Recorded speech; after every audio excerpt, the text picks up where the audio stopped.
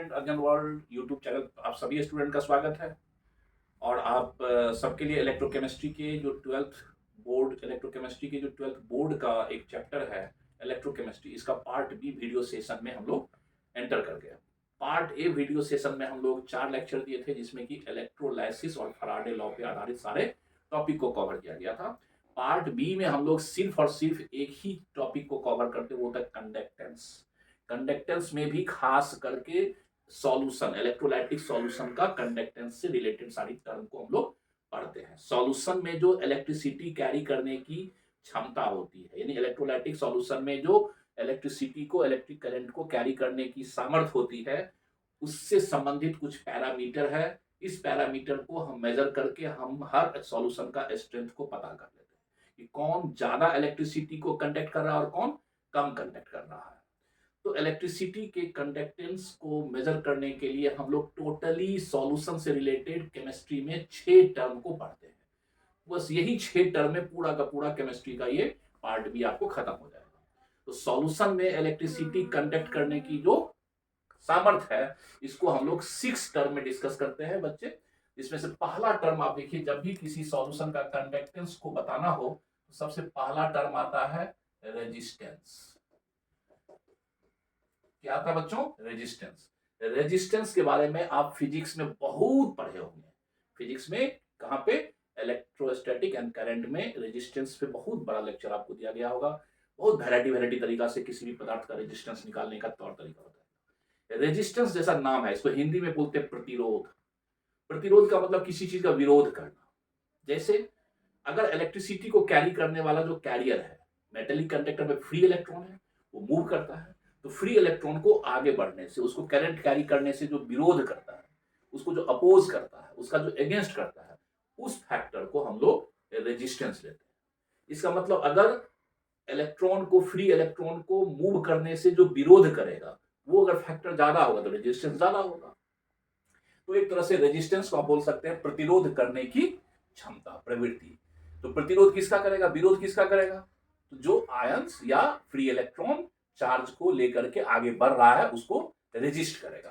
तो हम लोग किसी भी मटेरियल का इलेक्ट्रिकल कंडक्टिविटी को या तो रेजिस्टेंस में भी एक्सप्रेस करते हैं। तो एक टर्म आपको रेजिस्टेंस में भी हम इसको व्यक्त कर सकते हैं। ओके, दूसरा टर्म आता है रेजिस्टेंस के साथ साथ, आप देखिएगा हर पदार्थ का रेजिस्टिविटी। रेजिस्टिविटी देखिए, ये दूसरा टर्म भी आपको बार बार मिलेगा इलेक्ट्रोकेमिस्ट्री चैप्टर में, रेजिस्टिविटी। तीसरा टर्म आपको इसमें मिलेगा जिसको हम लोग कहते हैं कंडक्टेंस। कंडक्टेंस भी जो है, ये एक किसी भी मेटेलिक कंडक्टर हो या इलेक्ट्रोलाइटिक सॉल्यूशन कंडक्टर हो, उसमें भी इलेक्ट्रिकल सामर्थ्य को हम कंडक्टेंस में भी मेजर करते हैं। तो कंडक्टेंस भी क्या है? इलेक्ट्रिकल पैरामीटर है किसी भी मैटर का। 3 टर्म।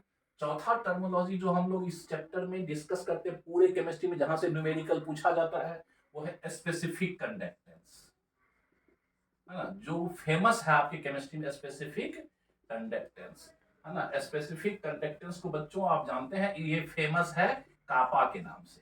बड़ा स्टूडेंट जो है क्लास में इतना मजा करता है, कापा कापा कापा, कापा के नाम से ये सॉल्यूशन के कापा, स्पेसिफिक कंडक्टेंस। तो किसी भी इलेक्ट्रोलाइटिक सॉल्यूशन का इलेक्ट्रिसिटी कैरी करने के सामर्थ्य को हम स्पेसिफिक कंडक्टेंस में भी मेजर करते हैं, एक्सप्रेस करते हैं। ओके, और पांचवा टर्म जो आपको आएगा, वो पांचवा टर्म इसमें आएगा मोलर कंडक्टेंस। यानी सॉल्यूशन के इलेक्ट्रिकल कंडक्टिविटी को हम मोलर कंडक्टेंस में भी एक्सप्रेस करते हैं, मोलर कंडक्टेंस। और 6 टर्म जो आता है, ये आता है इक्विवेलेंट।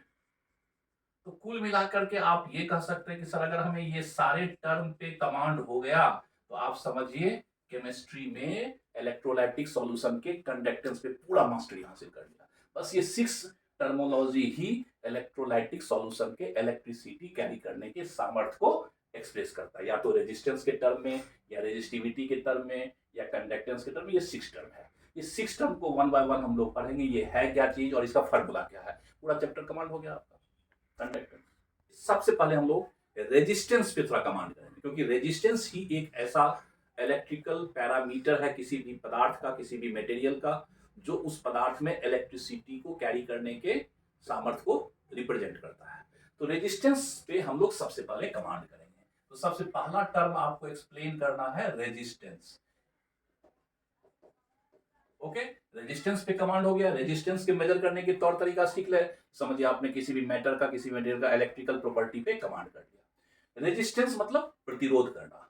तो रेजिस्टेंस जो है ये किसी भी मैटर का एक फिजिकल प्रॉपर्टी है। क्या कहेंगे? तो resistance is the physical property, physical property of the matter which resist,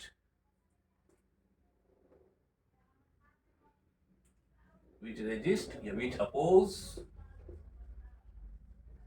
opposes the movement of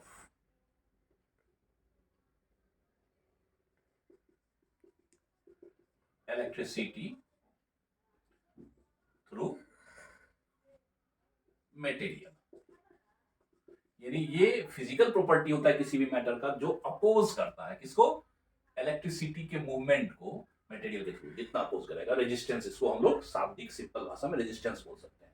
resistance को एक्चुअली डिनोट किया जाता है क्योंकि साइंस में खास करके हर फिजिकल प्रॉपर्टी का सिंबल होता है, तो डिनोटेड बाय आर, आर से डिनोट करते हैं। रेजिस्टेंस का मेजरमेंट जो है ये बेस्ड है, सो इट्स मेजरमेंट, रेजिस्टेंस का मेजरमेंट जो होता है, मेजरमेंट बेस्ड ऑन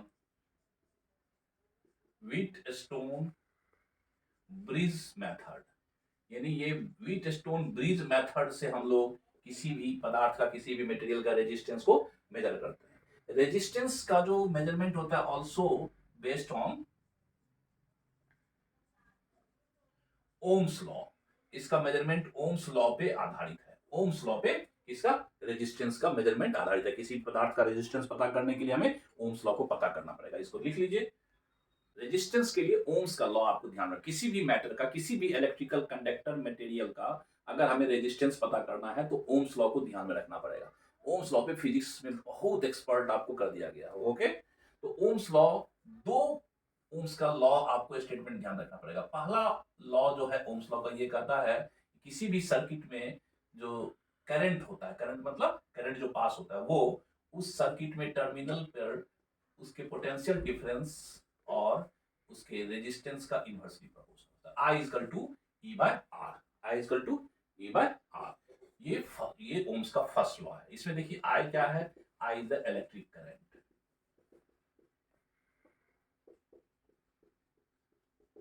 अच्छा, ई क्या है? ई है पोटेंशियल डिफरेंस। ये क्या है? E is the potential difference, E is the potential difference. इसका यूनिट क्या होता है? इन वोल्ट, फेमस यूनिट है, आप पढ़े होंगे। और आर जो है यही है आपको रेजिस्टेंस, उस पदार्थ का रेजिस्टेंस। ओके, तो इसको हम लोग ऐसे भी लिख सकते हैं कि अगर हमें किसी भी मटेरियल का, पदार्थ का रेजिस्टेंस चाहिए तो रेजिस्टेंस बराबर क्या हो जाएगा? E potential difference volt by electric current, E by. अब देखिए, तो रेजिस्टेंस का यूनिट क्या हो जाएगा? तो अगर कोई पूछे भाई यूनिट ऑफ रेजिस्टेंस क्या होता है, तो यूनिट बनाते हैं यहाँ पे। पोटेंशियल डिफरेंस का यूनिट होता है वोल्ट और इलेक्ट्रिक करंट का होता है एम्पियर, है ना। तो वोल्ट पर एम्पियर को ही हम लोग बोलते हैं, यही है आपको किसका? रेजिस्टेंस का यूनिट। और इसी को साइंटिस्ट के नाम से रखा गया, इसी को बोलते हैं ओम। तो ओम किसका यूनिट है? रेजिस्टेंस का। ओम क्या है आपको? वोल्ट पर एम्पियर को ही ओम बोलते हैं। तो रेजिस्टेंस का यूनिट क्या होता है? ओम। और ओम का एक सिंबॉलिक नोटेशन क्या होता है? देखिए लाइक दिस, ये ओम्स का सिंबॉलिक नोटेशन हो गया। तो रेजिस्टेंस, ओम्स लॉ का एक और बड़ा ही हिडन पॉइंट है जो बहुत सारे स्टूडेंट याद नहीं रखता है ना। ओम्स लॉ रेजिस्टेंस को मेजरमेंट करने के लिए करंट का या फिर पोटेंशियल डिफरेंस का हेल्प लिया।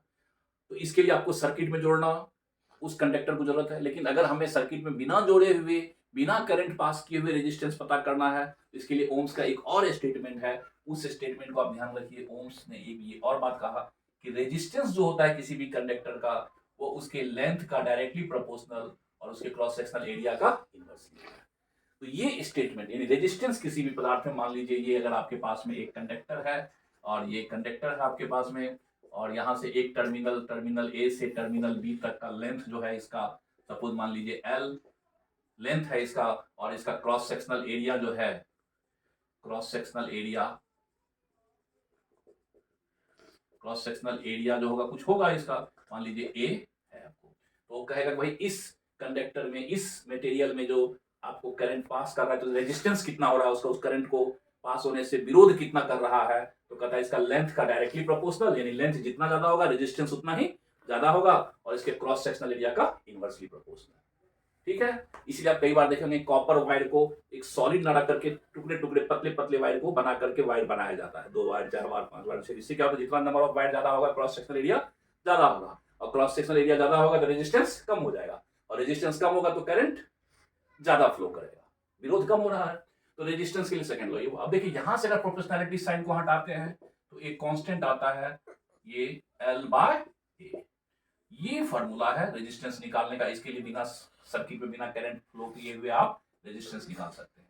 अब इसमें ये जो सिंबल आप यूज किए, देखिए इसको हम लोग प्रोनाउंसिएट करते हैं रो, क्या प्रोनाउंसिएट करते हैं रो, और ये इसका नाम होता है स्पेसिफिक रेजिस्टेंस, स्पेसिफिक रेजिस्टेंस। इसी को हम लोग कहते हैं रेजिस्टिविटी। क्या बोलते हैं बच्चे, रेजिस्टिविटी, रेजिस्टिविटी भी इसको बोलते हैं, स्पेसिफिक रेजिस्टेंस, रेजिस्टिविटी। तो ये रेजिस्टिविटी है क्या, देखिए अगर हम निकालना चाहें किसी मटेरियल की, ये कांस्टेंट होता है, तो किसी भी मटेरियल का रेजिस्टिविटी जो होगा ये हो जाएगा आपको, अगर देखें R resistance into A cross sectional area by L resistivity. तो कई बार पूछा हुआ है कि रेजिस्टिविटी का यूनिट क्या होता है, मात्रक क्या होता है, ध्यान रखिए। तो रेजिस्टेंस का देखिए यहाँ पे ओम हो जाएगा, ठीक है, और ये क्रॉस सेक्शनल एरिया है इसका क्या हो जाएगा, मीटर स्क्वायर, और नीचे में मीटर, तो आप कहेंगे ये हो जाएगा ओम इंटू मीटर या ओम इंटू सेंटीमीटर, ये रेजिस्टिविटी का यूनिट हो गया। तो रेजिस्टेंस और रेजिस्टिविटी। ओके चलिए अब बात करते हैं, दो टर्मोलॉजी हम लोग डिस्कस कर लिए, रेजिस्टेंस के बारे में जिसके लिए ओम्स लॉ का आपको हेल्प लेना पड़ेगा, और रेजिस्टिविटी के बारे में, दोनों पे ध्यान रखिए। अब तीसरा जो टर्मोलॉजी है जो सॉल्यूशन के कंडक्टेंस के लिए आपको इंपॉर्टेंट है, दैट इज कंडक्टेंस, टर्म ही है डायरेक्ट कंडक्टेंस। तो कंडक्टेंस क्या है भाई, तो कहता है this is reciprocal, reciprocal of the resistance, यानी किसी भी मटेरियल के रेजिस्टेंस का जो भी होगा उसका रेसिप्रोकल ही क्या कहलाता है, कॉल्ड कंडक्टेंस। राइट, तो सरल भाषा, कोई सिंपल बात हो गया। कंडक्टेंस क्या है, तो रेजिस्टेंस जितना होगा उसका रेसिप्रोकल। तो किसी भी कंडक्टर का रेजिस्टेंस निकाल लो और उसका रेसिप्रोकल कर दो, हो गया, निकल गया कंडक्टेंस। इसका मतलब रेजिस्टेंस ज्यादा होगा तो कंडक्टेंस कम होगा, प्रतिरोध ज्यादा कर रहा है किसी चीज को आगे बढ़ने के लिए, प्रतिरोध कर रहा है तो उसका आगे बढ़ना कम हो जाएगा, तो रेजिस्टेंस ज्यादा होगा तो कंडक्टेंस कम हो जाएगा। तो कंडक्टेंस को केमिस्ट्री में खास करके एक सिंबल दिया गया डिनोटेड बाय कैपिटल जी, देखिए ध्यान रखिए, या फिर ये भी उल्टा भी की तरफ, इसको बोलते हैं लैम्डा। तो कंडक्टेंस का सिंबल जी या लैम्डा लिखा रहता है। तो अगर मैथमेटिकली हम बोले कि भाई कंडक्टेंस क्या होगा किसी भी इलेक्ट्रिकल मटेरियल का, तो क्या कहेंगे 1/r, बड़ा सिंपल, इतना कुछ है। अब कंडक्टेंस के लिए यूनिट क्या होगा, मात्रक, क्योंकि मात्रक के बिना तो आप एक्सप्रेस नहीं कर पाएंगे, बिना यूनिट का तो कोई भी फिजिकल क्वांटिटी को आप एक्सप्रेस नहीं कर पाएंगे। तो देखिए इसका यूनिट हो जाएगा ओम इनवर्स, यानी ओम का इनवर्स कर दिया, नीचे में ओम 1/ओम, ओम इनवर्स, या आईयूपीएससी कहता है इनवर्स के बिना आप इसको स्पेलिंग ही उल्टा कर दीजिए। तो एम पहले आ गया, एम एच ओ, देखिए तो इसको कहते हैं महो। तो पूछेगा कंडक्टेंस का यूनिट क्या होता है, महो कंडक्टेंस का यूनिट है, या ओम इनवर्स, या इसी का यूनिट होता है साइमन, साइमन इसको हम लोग। तो कंडक्टेंस का 3 यूनिट आप दिमाग में रखिए, ओम इनवर्स या महो या साइमन। ओम क्या है, रेजिस्टेंस है, उसको हम लोग क्या कहते हैं, वोल्ट पर एम्पियर। तो देखिए 3 टर्मोलॉजी पे कमांड हो गया, रेजिस्टेंस क्या है मटेरियल का, फिर रेजिस्टिविटी क्या है, ओम्स लॉ से ही रेजिस्टिविटी का ओरिजिन हुआ है, और फिर कंडक्टेंस क्या है। तो कंडक्टेंस रेजिस्टेंस का उल्टा होगा, इनवर्स होगा। और एक नया टर्म आता है सॉल्यूशन के लिए, स्पेसिफिक कंडक्टेंस, ध्यान रखिए स्पेसिफिक कंडक्टेंस। तो इस पे आप लिख लीजिए स्पेसिफिक कंडक्टेंस, नाम क्या है, स्पेसिफिक कंडक्टेंस। इसको हम लोग ये भी कह सकते हैं, दिस इज ऑल्सो कॉल्ड, एक बड़ा ही पॉपुलर लैटिन नेम है, ऑल्सो कॉल्ड कापा। इसको कापा से भी हम लोग कई बार प्रोनाउंसिएट करते हैं। सिंबल क्या लिखते हैं, के। Specific conductance. तो कहता है स्पेसिफिक कंडक्टेंस क्या है, तो कहता है specific conductance is reciprocal of the resistivity यानी ये जो था रेजिस्टिविटी का रेसिप्रोकल है। तो इसका मतलब जब भी हमें किसी इलेक्ट्रोलाइटिक कंडक्टर का खास करके सॉल्यूशन का कापा निकालना है, क्या निकालना है, स्पेसिफिक कंडक्टेंस निकालना है, तो ये फट से और कंडक्टेंस निकालना है तो 1/r हो जाएगा। तो कापा इज 1/ρ। अच्छा, चूंकि अभी जस्ट हम लोग पढ़ के आए थे कि रो जो होता है यानी स्पेसिफिक कंडक्टेंस, ये resistance into cross sectional area by L. तो अब देखिए यहाँ पे हम क्या करेंगे, जस्ट उल्टा कर देंगे, तो कापा इक्वल टू क्या हो जाएगा आपको 1/r। देखिए यहाँ पे 1/ρ है, 1/r और इनटू L/A। अब ये फार्मूला बहुत ही फेमस है for what purpose, to determine the specific conductance of the solution यानी कापा। तो कापा का फार्मूला क्या हो गया 1/r into L/A, L length and A cross sectional area. तो बताइए यहाँ पे स्पेसिफिक कंडक्टेंस का यूनिट क्या हो जाएगा, बड़ा इंपॉर्टेंट है, यूनिट ऑफ कापा। कापा का यूनिट, तो देखिए यूनिट यहां से बनाते हैं, फिजिक्स में पढ़े होंगे, फार्मूला को देख करके यूनिट बना लेते हैं, डायमेंशन यूनिट इसी से बनता है। 1/r मतलब ओम इनवर्स। देखिए यहाँ पे क्या है मीटर और नीचे मीटर स्क्वायर, तो ये क्या हो जाएगा आपको इनटू मीटर इनवर्स। ये किसका यूनिट होगा, कापा का। या इसको भी हम लोग बोल सकते हैं क्या, siemens into metre inverse. Okay, तो this is the unit of kappa, specific resistance.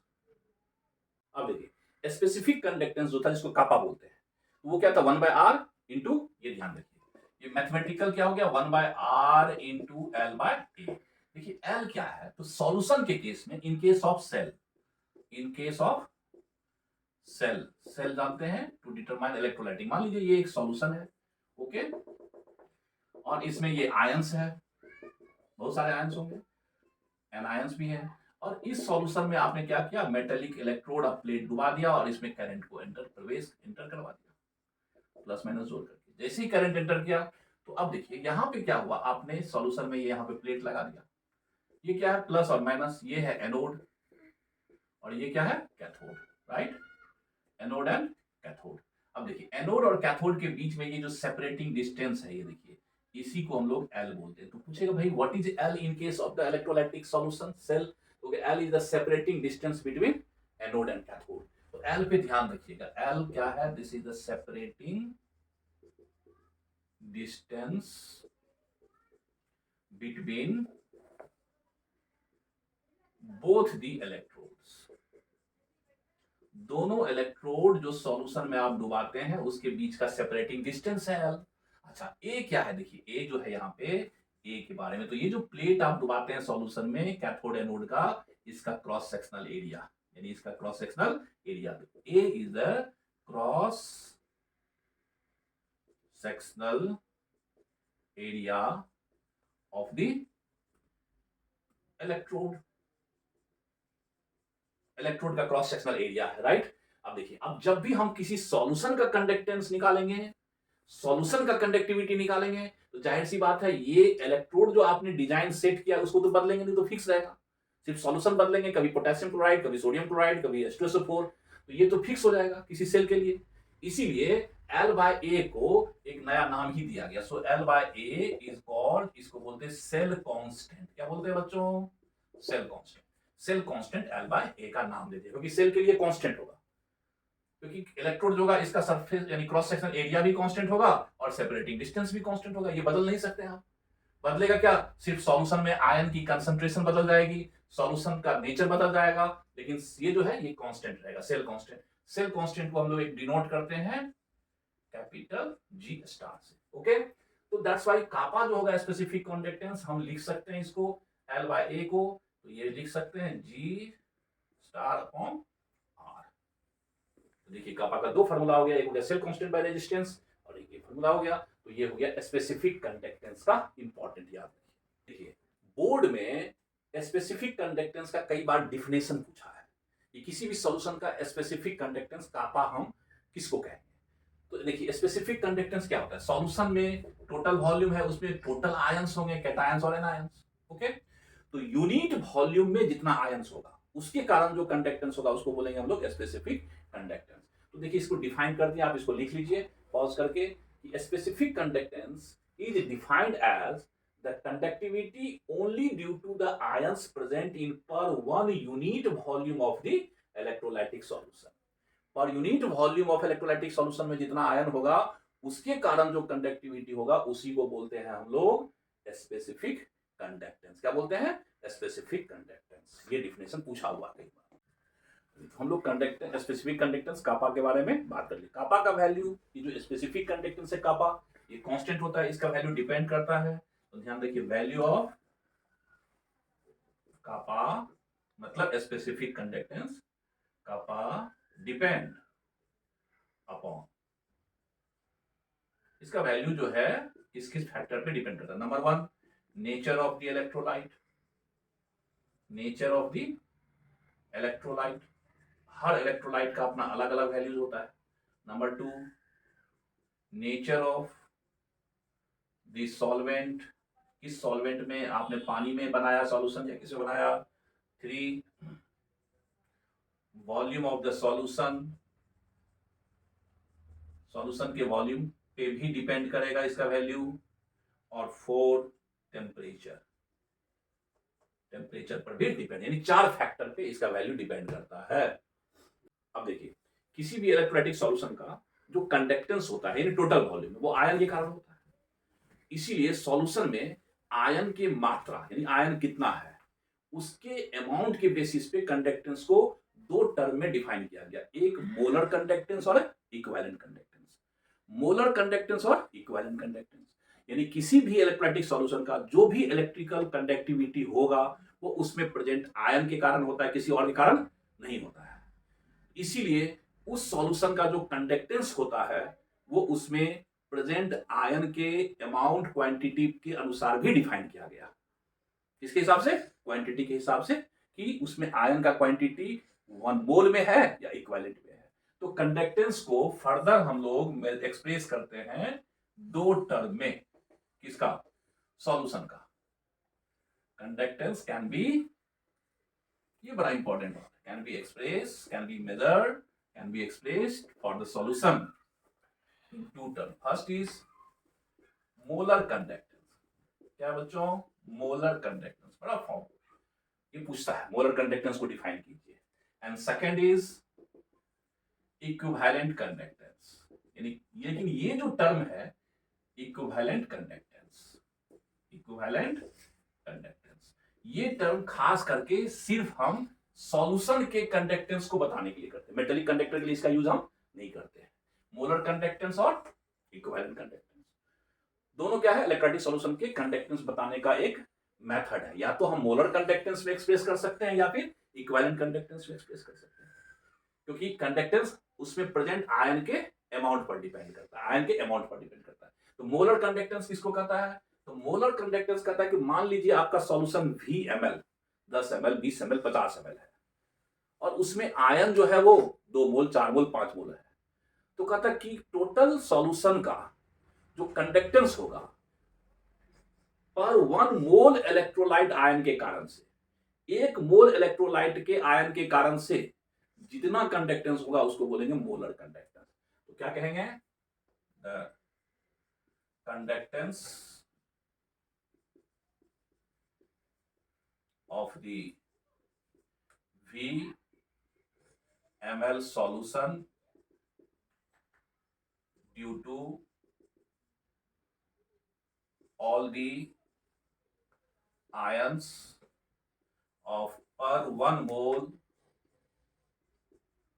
electrolytes called, इसी को क्या बोलते हैं हम लोग? Molar conductance. ध्यान रखिए, मोलर कंडक्टेंस। तो कोई पूछेगा क्या है मोलर कंडक्टेंस, तो कहोगे किसी भी इलेक्ट्रोलाइटिक सॉल्यूशन के इलेक्ट्रिकल कंडक्टेंस एक्सप्रेस करने का एक टर्म है मोलर कंडक्टेंस। तो कितने कंडक्टेंस को हम मोलर कंडक्टेंस नाम देंगे? तो कहोगे सिर्फ उतना कंडक्टेंस जो 1 मोल इलेक्ट्रोलाइट के कारण जितना आयन होगा, 1 मोल इलेक्ट्रोलाइट के सभी आयन के कारण जितना होगा उसको बोलेंगे हम लोग मोलर कंडक्टेंस। क्या? 1 मोल इलेक्ट्रोलाइट के कारण से, ठीक है, पर 1 मोल के कारण से। तो अब देखिए इसको हम लोग डिनोट करते हैं किससे, molar conductance is denoted by, देखिए ये तो कंडक्टेंस हो गया और यहाँ पे लिख दीजिए सबस्क्रिप्ट में एम, तो ये हो गया मोलर कंडक्टेंस। और अगर ये नहीं लिखे तो ये हो जाएगा कंडक्टेंस। देखिए इसको हम लोग कंडक्टेंस लिखेंगे, ओके। और इसको जैसे एम लिख दिए तो मोलर कंडक्टेंस। मोलर कंडक्टेंस क्या है, एक मोल इलेक्ट्रोलाइट के टोटल आयन के कारण जो कंडक्टेंस होगा उसको बोलेंगे मोलर कंडक्टेंस। इक्विवेलेंट कंडक्टेंस क्या बोलेंगे, the conductance due to all the ions of per one equivalent of the electrolyte into VML solution, इसी को बोलते हैं equivalent conductance, right. Equivalent conductance को डिनोट किया जाता है, सिंबल देखिए इसका इस्तेमाल होता है केमिस्ट्री में, देखिएगा डिनोटेड बाय, ये कंडक्टेंस हो गया, यहां पे लिख दीजिए EQ, क्या लिख दिए EQ, इसको बोलेंगे इक्विवेलेंट कंडक्टेंस।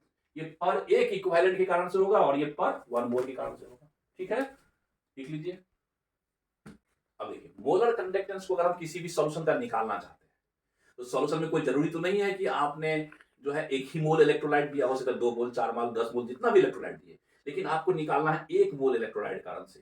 तो मान लीजिए सॉल्यूशन का जो कंडक्टेंस है, तो यूनिट वॉल्यूम का कंडक्टेंस कितना होगा, कापा, एक यूनिट वॉल्यूम का, और टोटल वॉल्यूम कितना है VML, तो ये हो गया टोटल कंडक्टेंस कापा यूनिट वॉल्यूम का इनटू, जैसे 1 ml का कंडक्टेंस कापा है, 2 ml सॉल्यूशन है तो कापा इनटू 2, 3 ml सॉल्यूशन है कापा इनटू 3, 4 ml सॉल्यूशन है कापा इनटू 4, ये हो गया कंडक्टेंस। अब 1 मोल के कारण से होगा, यहाँ पे m दे दीजिए तो डिवाइडेड बाय, यहाँ पे आप m ले लीजिए, ओके। तो ये हो गया मोलर कंडक्टेंस। मोलर कंडक्टेंस क्या हुआ, conductance kappa into volume divided by mole, तो 1 मोल के लिए आ गया। ठीक उसी तरह से अगर हमको इक्विवेलेंट कंडक्टेंस निकाले हैं, देखिए पहले टोटल कंडक्टेंस क्या हो जाएगा, kappa into total volume of solution. अब 1 इक्विवेलेंट के लिए तो नीचे भी क्या कर देंगे इक्विवेलेंट, और यहां पे लिख देंगे इक्विवेलेंट, ओके। अब देखिए कापा तो आप जानते हैं ये क्या है, specific conductance, what is this बच्चे, ये स्पेसिफिक कंडक्टेंस पढ़ चुके हैं इसके बारे में। V क्या है, this is the volume of solution, volume of solution in ml, ml में आपको रखना है। और n क्या हो गया, n is the mole of the electrolyte, यानी कितना मोल इलेक्ट्रोलाइट उसमें प्रेजेंट है, ठीक है। और यहाँ पे देखिए कापा तो वही हो गया, यहाँ पे V वही हो गया वॉल्यूम, और ये जो इक्विवेलेंट है इसको हम लोग बोलते हैं नंबर ऑफ इक्विवेलेंट, इसको बोलते हैं number of equivalent weight of the electrolyte. ये आप 11th क्लास में पढ़े होंगे रिडॉक्स में, जब इक्विवेलेंट वेट पढ़ाया गया होता है। ये है number of equivalent. Number of equivalent कैसे निकालते हैं, उस इलेक्ट्रोलाइट का वेट और बाय इक्विवेलेंट वेट, ये होता है नंबर ऑफ इक्विवेलेंट। क्या होता है ये, अब देखिए यहाँ पे V क्या, वॉल्यूम ऑफ सॉल्यूशन, और M क्या, मोल ऑफ सॉल्यूट। अब ध्यान रखिए आप मोलैरिटी पढ़े होंगे सॉल्यूशन चैप्टर में, यदि मान लीजिए mole of solute 1 litre solution रहेगा तो उसको मोलैरिटी बोलते हैं, क्या बोलते हैं। तो अगर ध्यान रखिए if V is equal to 1 litre that is 1000 ml है सॉल्यूशन, तो उस कंडीशन में N क्या हो गया, this is the mole of electrolyte, okay. और 1 लीटर सॉल्यूशन में जो मोल होता है इसी को बोलते हैं कॉल्ड मोलैरिटी, क्या बोलते हैं, मोलैरिटी, पढ़े होंगे आप। तो अगर हम V के जगह पे क्या लिख दे बच्चों, कापा रहने दे, और V की जगह पे वॉल्यूम 1000 ml ले लें, यानी 1 लीटर ले लें, तब यहाँ पे N की जगह पे क्या लिखेंगे, मोलैरिटी। तो देखिए कितना सिंपल हो गया, क्योंकि अक्सर सॉल्यूशन में जो सॉल्यूट का अमाउंट होता है वो मोलैरिटी में दिया रहता है। किसमें दिया रहता है, यदि मोलैरिटी में दिया रहता है तो ऊपर में 1000 ले लीजिए, और यदि आपको मोल दिया रहे तो वॉल्यूम रख लीजिए, ओके। तो ये हो गया मोलैरिटी से डिवाइड कर दीजिए। सिमिलरली यहाँ पे आप पढ़े होंगे V अगर हम लेते हैं कितना, 1 लीटर सॉल्यूशन यानी 1000 ml, तो उस केस में क्या हो जाएगा,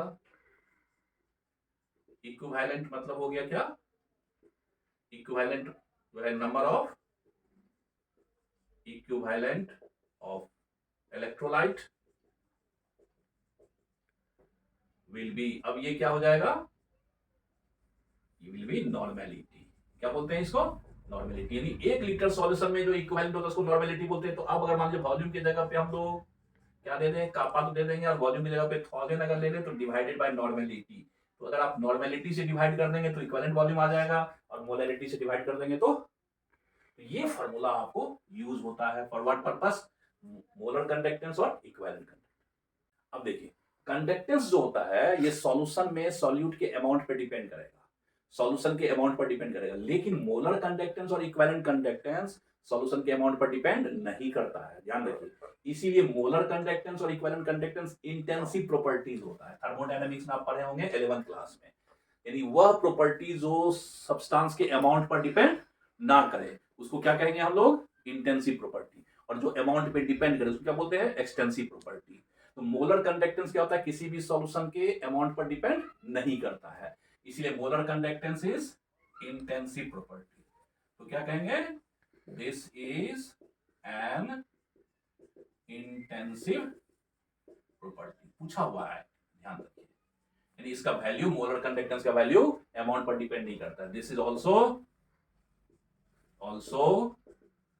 इंटेंसिव प्रॉपर्टी, ये भी इंटेंसिव प्रॉपर्टी होता है, राइट। मोलर कंडक्टेंस और इक्विवेलेंट का। अब किसी भी सॉल्यूशन का आपको मोलर कंडक्टेंस निकालना है, बस एक लाइन का फार्मूला है, कापा इनटू 1000 बाय मोलैरिटी, यूज कर दीजिए। और इक्विवेलेंट कंडक्टेंस निकालना है तो उसका कापा स्पेसिफिक कंडक्टेंस इनटू 1000 अब बाय नॉर्मेलिटी यूज कर दीजिए, है ना। तो इसका मतलब मोलर कंडक्टेंस और इक्विवेलेंट कंडक्टेंस में रिलेशन हो सकता है फॉर सर्टेन सॉल्यूशन। क्या हो सकता है, तो अगर इक्विवेलेंट कंडक्टेंस दिया है तो मोलर कंडक्टेंस में कन्वर्ट कर सकते हैं, और मोलर कंडक्टेंस दिया है तो इक्विवेलेंट कंडक्टेंस में आप कन्वर्ट कर सकते हैं। तो इसका कन्वर्सन ध्यान रखिए, मिटा दें, एक बड़ा इंपॉर्टेंट है कन्वर्सन। मोलर कंडक्टेंस में अगर आपने किसी सॉल्यूशन का कंडक्टेंस निकाला और किसी ने इक्विवेलेंट कंडक्टेंस में, तो एक दूसरे में कन्वर्ट कर सकते हैं। तो इसके लिए आपको सिर्फ एन फैक्टर पे डिपेंड करेगा, पढ़े होंगे 11th में। तो यहाँ पे एक छोटा सा फार्मूला पढ़ेंगे, tricks formula, conversion between molar conductance to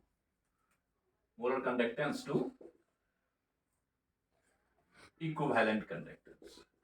यानी किसी भी सर्टेन सॉल्यूशन का मोलर कंडक्टेंस दिया हुआ है और इक्विवेलेंट कंडक्टेंस में देखेंगे फॉर सेम सॉल्यूशन, फॉर, ध्यान देखिए यहां पे एक वर्ड होगा for same electrolytic solution, electrolytic solution. तो देखिए इसमें कुछ नहीं करना है, molar conductance by equivalent conductance. Molar conductance क्या होता है, कापा, इलेक्ट्रोलाइट सेम है, कापा सेम रहेगा, इनटू 1000 अब बाय मोलैरिटी। देखिए यहां पे फिर आ जाएगा इक्विवेलेंट कंडक्टेंस, कापा इनटू 1000 अब बाय नॉर्मेलिटी।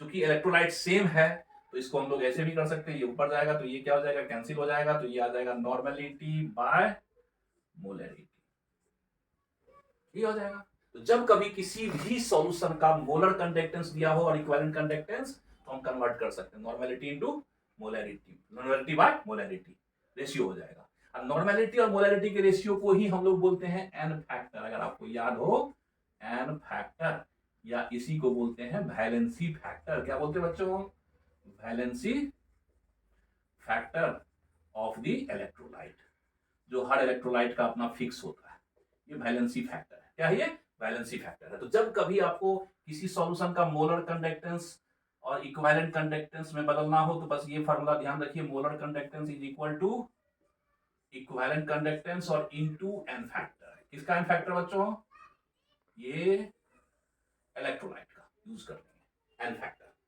तो इससे आपको फटाफट क्वेश्चन कन्वर्सन हो जाएगा। अब जैसे मान लीजिए HCl है आपके पास, क्या है HCl, देखिए HCl सॉल्यूशन है, तो HCl का आप पढ़े होंगे एन फैक्टर 1 होता है बच्चे। क्या होता है एन फैक्टर, तो HCl का एन फैक्टर 1 है। तो यदि एन फैक्टर 1 हो गया तो HCl सॉल्यूशन का जो मोलर कंडक्टेंस होगा वही इक्विवेलेंट कंडक्टेंस होगा, सेम हो। तो इस केस में क्या होगा, हमें उसका कंडक्टेंस चाहे मोलर कंडक्टेंस में आप एक्सप्रेस कीजिए या इक्विवेलेंट कंडक्टेंस, सेम हो जाएगा। तो कोई जरूरी नहीं है, किसी में कर सकते हैं क्योंकि एन फैक्टर 1 है। ओके, जैसे मान लीजिए H2SO4 है, अब इसमें ये एसिड है, देखिए इसका एन फैक्टर 2 होता है। बोले सर एन फैक्टर कैसे पता करेंगे, तो एन फैक्टर के लिए 11th के रिडॉक्स चैप्टर जो होगा उसमें हम इसको पढ़ाए हुए हैं वीडियो लेक्चर में, तो वहां से आप पूरे एन फैक्टर पे कमांड ले सकते हैं। ओके, तो एन फैक्टर H2SO4 का कितना हो गया 2, एन फैक्टर कितना हो गया 2।